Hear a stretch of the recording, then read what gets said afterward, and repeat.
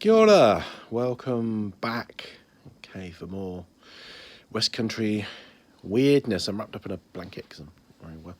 So, which I guess kind of fits the style. I wish I'd still smoked a pipe because that would have been, that would have added something, I think, to this video. I could kind of use more words and things like that. Be more atmospheric.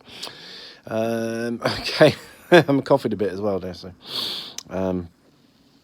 I'll try not to cough during the course of this video.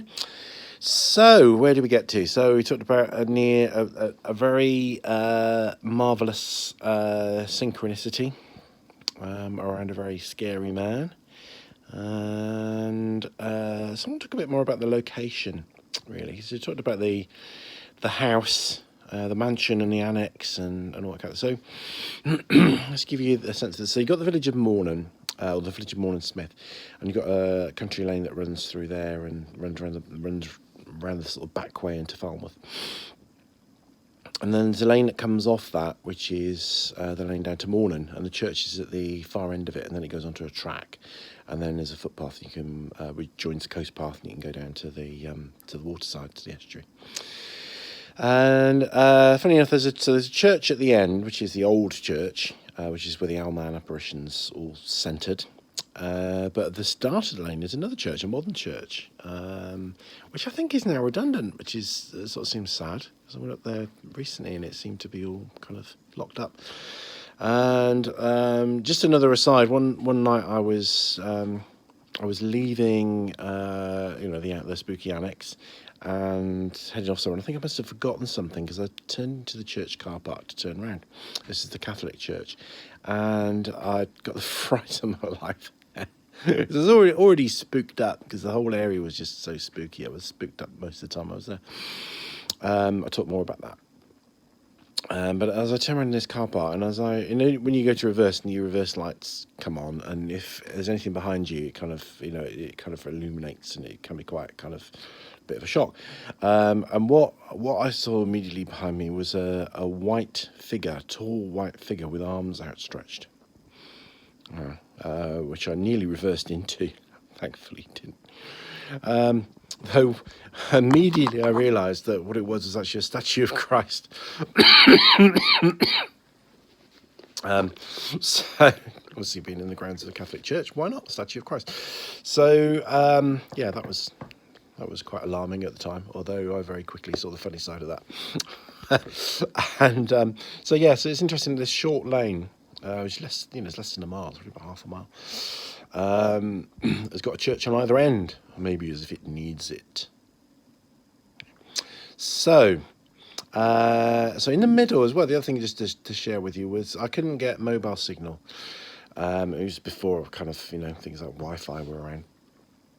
There was a little mini kind of lay-by, not quite a lay-by, but not quite a passing place, but kind of a place where the lane widened a little bit, and you could get a mobile signal there. And there was a tree, and in the shape of the tree, there was a branch that looked just like a fairy princess. That's always kind of saw it. Not a kind of a kind of a pink kind of fairy type thing, but like a nature spirit kind of princess. It looked like she was sitting. It looked like, so it was like the image of so there was a branch, and then there was like the shape of a woman with knees up. I'm not sure I can really illustrate this, but with knees up, and then the shape of a woman, and the rest of a silhouette, which was kind of spooky but kind of nice. And I used to make my phone calls from there and look up at this kind of fairy princess, but just purely what they call simulacra, just a natural formation that created a shadow or an image that looked like something. So it was kind of quite nice. I used to talk to as well as talking to the people on the phone. So this whole area used to give me the heebie-jeebies, and I'm not really somebody that gets the willies. I'm somebody that will go for a walk at night, and not be too worried by things like that. I quite like spooky places and stuff like that, but I always found being in the flat quite eerie, and I found the area by the church and out towards the sea was eerie as well. And I used to force myself to go out there, and I used to go for walks at night. Because I was on my own, not much to do, and to get down to the sea. And there's a little beach you can go down to. So I used to literally force myself, because I really used to get the willies, you know. And it was only some time after being there that that Bryn and Myrtle, as we called them, kind of, you know, said something about the OwlMan. And I said, what do you mean the OwlMan? He said, oh, don't you know about the OwlMan? And then the penny dropped. I thought, so this, and then I remembered from before. Bryn lent me a book by Jonathan Downes, who's a cryptozoologist, about the OwlMan. Okay, so I'll talk a bit about the OwlMan, but I'm not going to say a lot because there are other people that probably describe that better. There are other videos. I'll try and put some links to them on there for other people's videos. But the OwlMan it started back in the 70s, so it was mainly young girls, young women, older girls, I think it was, that would see this apparition, and it was a man-sized figure with an owl's head, red eyes, wings and talons, often hovering above the church tower. Okay. Now, the whole thing, although there's several sightings and, you know, the things have been documented, a local guy who I've never met. I'd quite like to meet this guy. He sounds a bit like me, actually.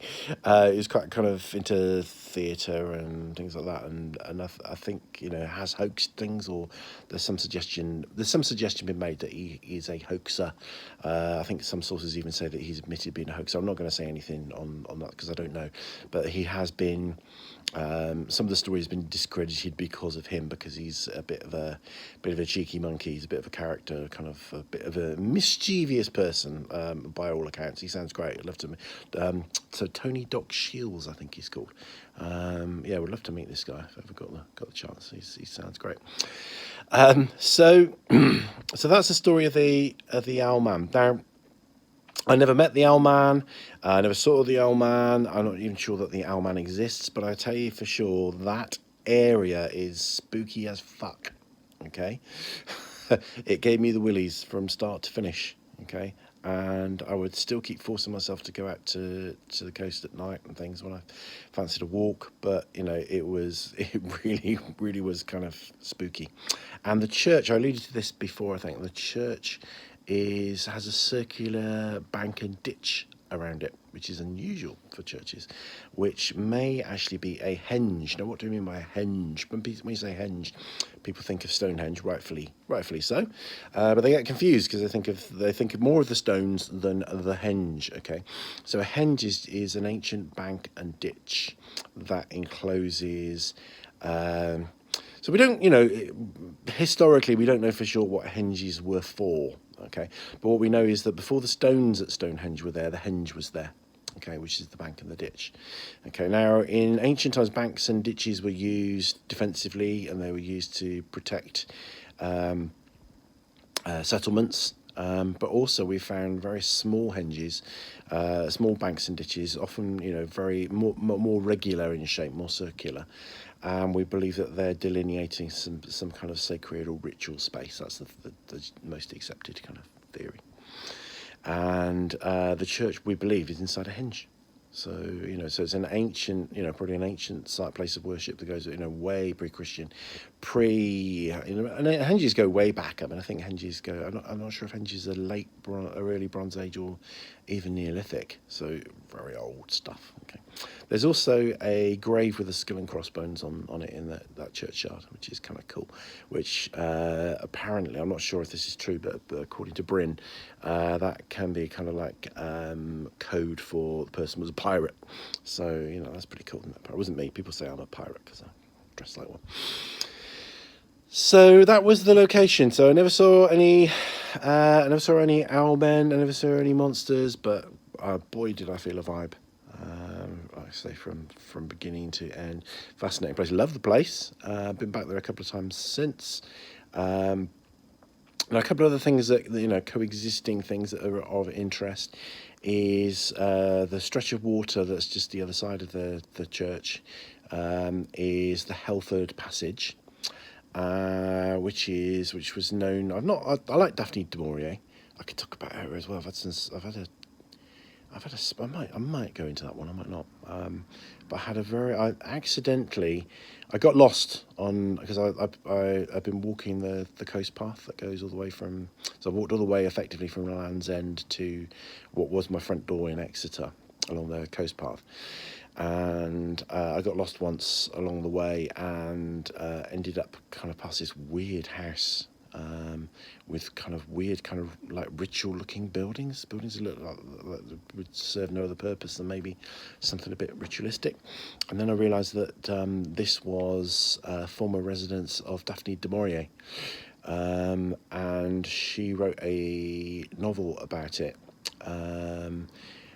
which was one of her more supernatural novels, if you like, House on the Strand. So yeah. I won't go any more into that one for now, I don't think. But the Helford Passage, so stretch of water, so that stretch of water, and I believe the stretch of water where the port of Falmouth is, are both frequented by another cryptid, a sea monster called Mogwai. People call Mogwai Morgaur because that's how it's spelt. But that's the Cornish language. So Mogwai is another cryptid sea monster that's seen in the same location, which is interesting. And the other side of that stretch of water is the top part of the Lizard Peninsula. And during my walks all around the coast path, which goes down the Lizard and back up the other side, I had some kind of really weird experience. There was one particular stretch of walk which I could never do. I had about 3 attempts to do it. There was something in the guidebook I was reading that said you could actually ford the little estuary there, the creek, at low tide, and I couldn't work out for the life of me how you could. And one time I went there and I locked the keys in the car, so I had 3 attempts at trying to do this particular walk, and all 3 failed. And that whole area, that's sort of part of the upper part of the Lizard, I also experienced as incredibly spooky. So that's the other side of the water, and there's a fogoo there now. Oh yeah, okay. We're getting into time now, but I think we'll do one more episode, and we'll just talk about the fogoo, if I've pronounced that correctly, what a fogoo is, and we'll go back a little bit more to Daphne du Maurier. We'll do that one, and then we'll finish. We'll wrap up the kind of. I'm sure there are probably other tangents and other side stories, but that will wrap up the bulk of my weird tales of Devon and Cornwall. So stay tuned for more on fogoos and the former and very weird home of Daphne du Maurier. Rangimarie.